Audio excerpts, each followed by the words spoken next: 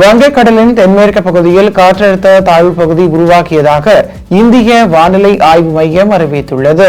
வெள்ளிக்கிழமை காலையில் இது காற்றழுத்த தாழ்வு மண்டலமாக மாறி பின்னர் வடகிழக்கு திசையில் நகர்ந்து பங்களாதேஷ் நோக்கி செல்லும் என எதிர்வு கூறப்பட்டுள்ளது.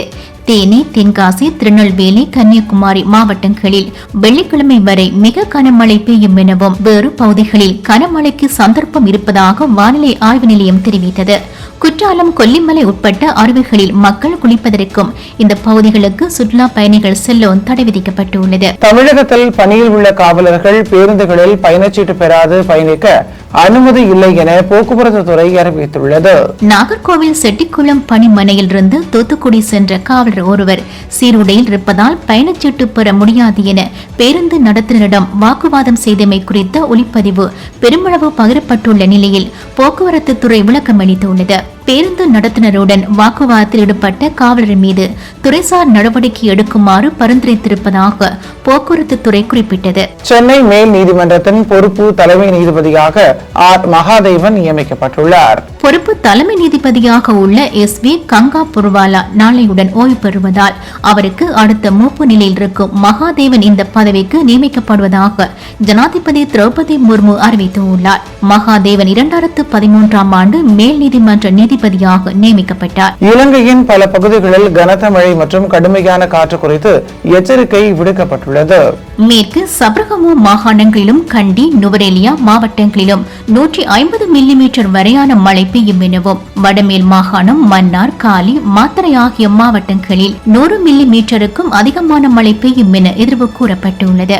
தென்மேல் பருவப்பெயர்ச்சி காற்று காரணமாக வடக்கு, வடமத்திய, வடமேல், தெற்கு, மேற்கு மாகாணங்களிலும் மத்திய மலை நாட்டின் மேற்கு பகுதிகளிலும் 60 கிலோமீட்டர் வரையான வேகத்தில் காற்று வீசும் எனவும் நாட்டின் ஏனைய பகுதிகளில் 40 கிலோமீட்டர் வரையான வேகத்தில் காற்று வீசும் எனவும் எதிர்வு கூறப்பட்டுள்ளது.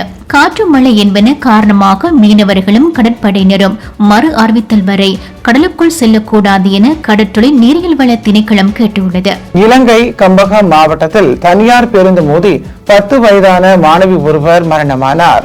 இன்று காலை குருந்துவத்த உடகென்தென்ன என்ற இடத்தில் இந்த சம்பவம் இடம்பெற்றது.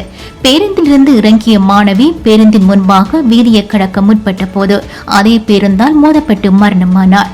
பேருந்தின் சாரதியும் நடத்துனரும் கைது செய்யப்பட்டுள்ளார்கள். இலங்கை அரசு யானைகளுக்கும் மனிதர்களுக்கும் இடையிலான மோதலை தடுப்பதற்காக மின்சார வேலிகளை அமைக்கும் திட்டம் ஒன்றை பரீட்சாத்தமாக நடைமுறைப்படுத்தப்பட உள்ளது.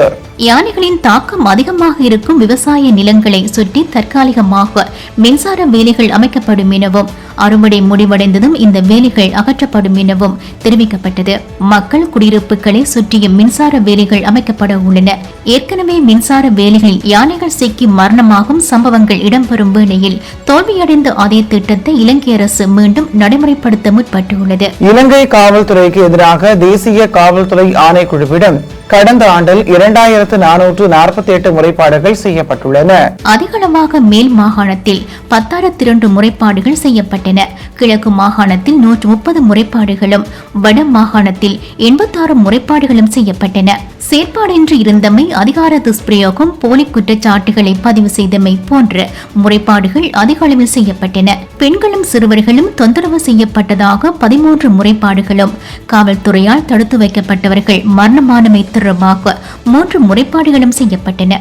இந்த முறைப்பாடுகளில் 6,887 முறைப்பாடுகளுக்கு இதுவரை தீர்வு கிடைக்கவில்லை எனவும் தெரிவிக்கப்பட்டது. இலங்கை நாடாளுமன்றத்தில் பொருளாதார நிலை மாற்ற சட்டம் மூலமும் பொது நிதி முகாமைத்துவ சட்டம் மூலமும் இன்று சமர்ப்பிக்கப்பட்டன. பொருளாதார நிலை மாற்ற சட்டம் மூலம் இது குறித்த தேசிய கொள்கையையும் இலங்கை பொருளாதார ஆணைக்குழு, முதலீட்டு வலயங்கள், சர்வதேச வணிகத்திற்கான அலுவலகம், தேசிய உற்பத்தி திறன் ஆணைக்குழு போன்றவற்றை உருவாக்குவதற்கும் வழிவகுக்கும். பொது நிதி முகாமைத்துவ சட்டம் மூலம் அரசு நிதியின் பொறுப்புக்கூறல், முகாமைத்துவம், மேற்பார்வை, கட்டுப்படுத்துதல் ஆகியவற்றை பலப்படுத்துவதற்கான ஏற்பாடுகள் உட்பட்டவற்றை கொண்டுள்ளது. நாட்டின் பொருளாதாரத்தை பலப்படுத்தும் நோக்கத்துடன் சர்வதேச நாணய நிதியத்தின் பரிந்துரைக்கு அமைவாக இந்த சட்ட மூலங்கள் தயாரிக்கப்பட்டதாக நிதி ராஜாங்க அமைச்சர் சேகான் சேமசிங்க கூறியுள்ளார். இந்து சம்மேளனம் இலங்கை என்ற அமைப்பு கலகொட அத்த ஞானசேர தேரருக்கு பொது மன்னிப்பு வழங்குமாறு ஜனாதிபதி ரணில் விக்ரமசிங்கவிடம் கோரியுள்ளது. 2016 ஆண்டு ஊடகவியலாளர்கள் மாநாடு ஒன்றில் இன முரண்பாட்டு கருத்துக்களை வெளியிட்டமைக்காக அவருக்கு 4 வருட கால கடூழிய சிறை தண்டனை மார்ச் மாதம் விதிக்கப்பட்டது. இந்த செய்தியாளர்கள் மாநாட்டில் அவர் வெளியிட்ட கருத்துக்கள் வன்முறை ஏற்படுத்துவதை தடுத்த போதிலும் அல்லாவை தரக்குறைவாக விமர்சிக்கும் சில கருத்துக்களை வெளியிட்டார் எனவும் மே மாதம் 11ஆம் தேதியிட்ட அறிக்கையொன்றில் இந்து சம்மேளனம் குறிப்பிட்டுள்ளது. வெசாக்கை முன்னிட்டு தேரருக்கு பொது மன்னிப்பு வழங்குமாறு இலங்கையின் 4 பௌத்த பீடங்களின் மகாநாயக்க தேரர்களும் கோரிக்கை விடுத்துள்ளமை குறிப்பிடத்தக்கது. ஈரான் ஜனாதிபதி இப்ராஹிம் ரைசியின் மறைவுக்கு இலங்கை நாடாளுமன்றத்தில் இரங்கல் தெரிவிக்கப்பட்டுள்ளது. இன்று சபை கூடிய போது ஆளும் கட்சியின் பிரதம கொறடா பிரசன்ன ரணதுங்க 1 நிமிடம் மௌன அஞ்சலி செலுத்த கோரும் பிரேரணையை முன்வைத்தார். இதை அடுத்து அனைவரும் எழுந்து நின்று மௌன அஞ்சலி செலுத்தினார்கள். எதிர்க்கட்சி தலைவர் சஜித் பிரேமதாச சபையில் அவரது இரங்கலை வெளியிட்டார். ஜனாதிபதி ரணில் விக்ரமசிங்க இன்று காலை ஈரானிய தூதரகத்திற்கு சென்று அவரது இரங்கலை தெரிவித்தார். இன்று ஈரானில் ரைசியின் இறுதி நிகழ்வில் வெளியுறவு அமைச்சர் அலி சப்ரி தலைமையிலான குழுவினர் பங்கேற்றார்கள். ஏப்ரலில் இலங்கை பொருட்களின் ஏற்றுமதி 4.1 விழுக்காடு குறைவடைந்ததாகவும் சேவைகளின் ஏற்றுமதி 19.28 விழுக்காடு அதிகரித்ததாகவும் அபிவிருத்தி திணைக்களம் தெரிவித்துள்ளது. ஏப்ரல் மாதம் பொருட்களின் ஏற்றுமதி 813.81 மில்லியன் டாலராக இருந்தது. சேவைகளின் ஏற்றுமதி 300.41 மில்லியன் டாலராக இருந்தது. ஆடைகளின் ஏற்றுமதி 6.34% குறைவடைந்தது. தேயிலை, ரப்பர் பொருட்கள், தெங்கு பொருட்கள் ஆகியவற்றின் ஏற்றுமதி அதிகரித்தது. பாலஸ்தீன நாட்டை அங்கீகரிப்பதாக அயர்லாந்து, நார்வே, ஸ்பெயின் ஆகிய நாடுகள் அறிவித்துள்ளன. பலஸ்தீனத்தை நாடாக அங்கீகரிப்பது இஸ்ரேலுடன் அமைதிக்கு வழிவகுக்கும் என்ற எதிர்பார்ப்பில் இவ்வாறு செய்வதாக நோர்வேயின் பிரதம மந்திரி தெரிவித்தார். வேறு நாடுகளும் எதிர்வரும் காலத்தில் இந்த நடவடிக்கை எடுக்க உள்ளதாக அயர்லாந்தின் பிரதம மந்திரி கூறினார். ஸ்ரேலிய பிரதம மந்திரி நிதன்யாகு செவிடர் போல நடப்பதாகவும் மருத்துவமனைகளையும் பள்ளிக்கூடங்களையும் தாக்குவதாக பெண்களையும் சிறுவர்களையும் பட்டினியால் தண்டிப்பதாக ஸ்பெயின் பிரதம மந்திரி கூறினார். அயர்லாந்து, நோர்வே ஆகிய நாடுகளில் உள்ள தூதுவர்களை உடனடியாக மீள அளிப்பதாக இஸ்ரேல் அறிவித்துள்ளது. ஈரானில் விலங்கு வானூர்தி விபத்தில் மறைந்த ஜனாதிபதி இப்ராஹிம் ரைசி, வெளியுறவு அமைச்சர் உட்பட 8 பேரினதும் இறுதி நிகழ்வு இன்று தெஹ்ரானில் இடம்பெறுகிறது. தெஹ்ரான் பல்கலைக்கழகத்தில் அவர்களது பிரேத பேழைகள் ஈரான் கொடியால் போர்த்தி வைக்கப்பட்டு ஆன்மீக தலைவர் அயதல்லா அலி கமனை தலைமையில் வழிபாடு இடம்பெற்றது. பின்னர் அங்கிருந்து உடல்கள் தலைநகரில் உள்ள சதுக்கம் ஒன்றுக்கு கொண்டு செல்லப்பட்டன. உலக நாடுகளின் பிரதிநிதிகள் பலரும் இன்றைய நிகழ்வுகளில் கலந்து கொள்கிறார்கள். யுக்ரைனின் வடகிழக்கில் ஹார்கிவ் பிராந்தியத்தில் உள்ள யுக்ரைனிய படையினருக்கு ஆர்டிலரி குண்டுகள் மீண்டும் போய் சேர தொடங்கியுள்ளன. பல மாதங்களாக அமெரிக்க காங்கிரஸ் உக்ரைனுக்கான உதவியை அங்கீகரிக்காதமையால் ஆர்டிலரி குண்டுகள் பெருமளவு முடிவடைந்து ரஷ்ய படை முன்னேற்றத்தை தடுப்பதற்கு உக்ரைன் படையினர் பெரிதும் சிரமப்பட்டார்கள். இதை பயன்படுத்தி கார்கிவ் பிராந்தியத்தில் ரஷ்ய படைகள் எல்லை பகுதிகளில் பல கிராமங்களை கைப்பற்றின. அமெரிக்க காங்கிரஸ் கடந்த மாதத்தின் இறுதியில் $61 பில்லியன் உதவியை அங்கீகரித்த பின்னர் வெடிப்பொருட்களை போர்க்களத்திற்கு விரைவாக அனுப்ப அமெரிக்கா நடவடிக்கை எடுத்துள்ளது. இஸ்ரேலிய படையினர் ராஃபாவின் மத்தியில் மக்கள் நெருக்கமாக வசிக்கும் பகுதி ஒன்றின் எல்லையை சென்றடைந்துள்ளார்கள். ரஃபா மீதான தாக்குதல் இந்த மாதம் ஆரம்பமாகிய பின்னரான மிக கடுமையான குண்டு தாக்குதல்கள் நேற்றிரவு இடம்பெற்றன. கடுமையான மோதல்கள் இடம்பெறுவதாகவும் இரவு பகல் என்ற வேறுபாடு இன்றி தாக்குதல்கள் தொடர்வதாக மக்கள் கூறினார்கள். நேபாள ஷெர்பா மலையேற்ற வழிகாட்டி ஒருவர் இமயமலை உச்சியை 30வது முறையாக சென்றடைந்தார் என அறிவிக்கப்பட்டுள்ளது. 54 வயதான கமி ரிட்டா ஷெர்பா 8849 மீட்டர் உயரமான எவரெஸ்ட் சிகரத்தை பாரம்பரியமான தென்கிழக்கு மலைமுகட்டு பாதையின் வழியாக சென்றடைந்தார் என நேபாள உல்லாச பயணத்துறை தெரிவித்தது. இந்த மாதம் 12ஆம் தேதி அவர் 29வது முறை உச்சியை அடைந்து சாதனை ஒன்றை நிலைநாட்டியிருந்தார். இதேவேளை இமயமலை உச்சியை அடைந்த பின்னர் திரும்பிச் சென்ற பிரித்தானியர் ஒருவரும் அவரது ஷெர்பா வழிகாட்டி ஒருவரும் நேற்று மலையிலிருந்து கீழே விழுந்து காணாமல் போனதாக அறிவிக்கப்பட்டுள்ளது. அமெரிக்க ஜனாதிபதி ஜோ பைடன் மேலும் 1,60,000 பேரின் $7.7 பில்லியன் கல்வி கடன்களை ரத்து செய்துள்ளார். $430 மில்லியன் கல்வி கடன்களை ரத்து செய்யும் பைடனின் விரிவான திட்டத்தை உச்சநீதிமன்றம் கடந்த ஆண்டில் தடுத்துவிட்ட நிலையில் சிறிய தொகையானோருக்கான கடன்களை அவர் ரத்து செய்து வருகிறார். இதுவரை $167 பில்லியன் கல்விக் கடன்களை அவர் ரத்து செய்துள்ளார். இளைய வாக்காளர்களின் ஆதரவை அவர் பெறுவதற்கு இது உதவியாக இருக்கும். பிரிட்டிஷ் கொலம்பியாவின் வடகிழக்கில் வெப்பநிலை குறைவடைந்து மழையும் பெய்வதால் காட்டுத்தீ சம்பவங்களின் தீவிரம் குறைவடைந்துள்ளது. முழுவதும் இந்த நிலைமை தொடரும் என பிரிட்டிஷ் கொலம்பியா காட்டுத்தீ சேவை தெரிவித்தது. இது தீயணைப்பு படையினருக்கு உதவியாக இருக்கிறது. ஆனாலும் மாகாணத்தின் பெரும்பகுதி வறட்சி காரணமாக அதிகம் வறண்டிருப்பதாக குறிப்பிட்டுள்ள காட்டுத்தீ சேவை மனிதர்கள் காரணமாக காட்டுத்தீ உருவாகுவதற்கான சந்தர்ப்பத்தை குறைக்குமாறு கோரியுள்ளது. பிரிட்டிஷ் கொலம்பியாவில் பதிவாகியுள்ள 113 காட்டுத்தீ சம்பவங்களில் 19 மனிதர்கள் காரணமாகவும் 11 மின்னல் காரணமாக உருவாகின. வான்கூவர் தீவின் கடல் நீரேறி ஒன்றில் சில வாரங்கள் சிக்கியிருந்த பின்னர் அதிலிருந்து தப்பி சென்ற திமிங்கல குட்டியின் உறவினர்களின் திமிங்கல குழு வான்கூவர் தீவின் வடகிழக்கு கரை கப்பால் அவதானிக்கப்பட்டுள்ளது.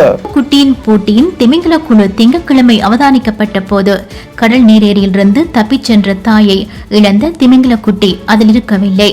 திமிங்கல குட்டி இந்த மாதம் 10ஆம் தேதியின் பின்னர் அவதானிக்கப்படவில்லை எனவும் அது குடும்பத்தினரை தேடி செல்வதாக இருக்கலாம் எனவும் நிபுணர் ஒருவர் கூறினார். அநாத திமிங்கல குட்டிகளை உறவினர்களான திமிங்கலங்களோ வேறு திமிங்கலங்களோ அவற்றுடன் சேர்த்துக் கொள்ளும் சந்தர்ப்பங்கள் இருப்பதாகவும் ஆனால் இதற்கு காலம் தேவைப்படும் என அவர் தெரிவித்தார். கனேடியர்களில் 2 பங்கினர் கிரோசரி விற்பனை நிலையங்களில் பணவீக்கம் மோசமடைந்து செல்வதாக கருதுவதாக கருத்து கணிப்பொன்றில் தெரிய வந்துள்ளது. கிரோசரி விற்பனை நிலையங்கள் லாபத்தை அதிகரிக்க முற்படுவதால் விலைகள் அதிகரிப்பதாக 30%, உலக பொருளாதார காரணிகளால் அதிகரிப்பதாக 26%, சமஷ்டி அரசு காரணமாக அதிகரிப்பதாக 20% கருத்து வெளியிட்டுள்ளார்கள். 40% லப்லோ நிறுவனத்தை புறக்கணிக்கும் போராட்டத்தில் பங்கேற்பதாக கருத்து கணிப்பு காட்டுகிறது. ஏப்ரல் மாதம் பணவீக்கம் 2.7% இருந்தது எனவும் உணவுப் பொருட்களின் பணவீக்கம் 1.4% இருந்தது எனவும் நேற்று அறிவிக்கப்பட்டது. பணவீக்கம் குறைவாக இருந்தாலும் அது விலைகள் அதிகரிப்பதையே காட்டுகிறது. ராபர்ட் பிக்ரன் பல பெண்களை கொலை செய்த காலத்துடன் ஒப்பிடும்போது தற்போது நிலைமையில் குறிப்பிடத்தக்க மாற்றம் இல்லை என பிரிட்டிஷ் கொலம்பியா பழங்குடி தலைவி ஒருவர் தெரிவித்துள்ளார். பழங்குடி பெண்கள் தனிப்பட்ட பாதுகாப்பு, நீதித்துறையை நாடுவது ஆகியவற்றில் கட்டமைக்கப்பட்ட இனவாத தடைகளை தற்போதும் எதிர்கொள்வதாக மர்லின் ஸ்லேட் என்ற தலைவி கூறினார். 26 பெண்களை கொலை செய்ததாக பிக்ரன் மீது வழக்கு தொடரப்பட்டு அவர் 6 பெண்களை கொலை செய்ததாக தீர்ப்பளிக்கப்பட்டு 2007ஆம் ஆண்டு அவருக்கு ஆயுள் சிறை தண்டனை விதிக்கப்பட்டது. தாம் 49 பெண்களை கொலை செய்ததாக பிக்ரன் மறைந்து பணியாற்றிய காவல்துறை அதிகாரி ஒருவரிடம் கூறினார். குபெக் சிறை ஒன்றில் ஞாயிற்றுக்கிழமை தாக்கப்பட்ட பிக்ரன் உயிராபத்தான நிலையில் இருப்பதாக அறிவிக்கப்பட்டுள்ளது. அவரால் கொல்லப்பட்ட பெண்களில் பலர் பழங்குடியினர் என்பது குறிப்பிடத்தக்கது. அல்பர்டாவில் காட்டுத்தீ அணைக்கும் நடவடிக்கையில் ஈடுபடுவோர் குறைந்த சம்பளம் காரணமாக இந்த பணியில் இருந்து விலகி செல்வது பாதுகாப்பு பிரச்சனையாக இருப்பதாக செய்தி வெளியாகியுள்ளது. அல்பர்டாவில் காட்டுத்தீ அணைக்கும் பருவகால பணியாளர்களுக்கான ஆக குறைந்த சம்பளம் $22.44 இருக்கிறது. இது பிரிட்டிஷ் கொலம்பியாவில் $27.58 இருக்கிறது. பர்க்ஸ் கனடாவில் ஆக குறைந்த சம்பளம் $30.52 இருக்கிறது. அல்பர்டா சம்பளம் மிக குறைவாக இருப்பதால் தீயணைப்பு பணியில் ஈடுபடுவோரில் அரை பங்குக்கும் குறைவானோரே அடுத்த ஆண்டு பணிக்கு திரும்புகிறார்கள். அனுபவமுள்ள தீயணைப்பு படையினர் போதுமான அளவில் இல்லாதிருப்பது சொந்த பாதுகாப்புக்கும் பொதுமக்களின் பாதுகாப்புக்கும் அச்சுறுத்தலாக இருக்கும் என கவலை வெளியாகியுள்ளது. இந்தியன் பிரீமியர் லீக் கிரிக்கெட் போட்டித் தொடரின் எலிமினேட்டர் போட்டி இன்று நடைபெற உள்ளது. ராஜஸ்தான் ராயல்ஸ் அணிக்கும் ராயல்ஸ் சேலஞ்சர்ஸ் பெங்களூரு அணிக்கும் இடையிலான போட்டி அகமதாபாத்தில் டொரண்டோ நேரப்படி இன்று காலை 10 மணிக்கு ஆரம்பமாக உள்ளது. நேற்று இடம்பெற்ற முதல் குவாலிஃபயர் போட்டியில் கொல்கத்தா நைட் ரைடர்ஸ் அணி இறுதிப் போட்டிக்கு தெரிவாகியுள்ளது.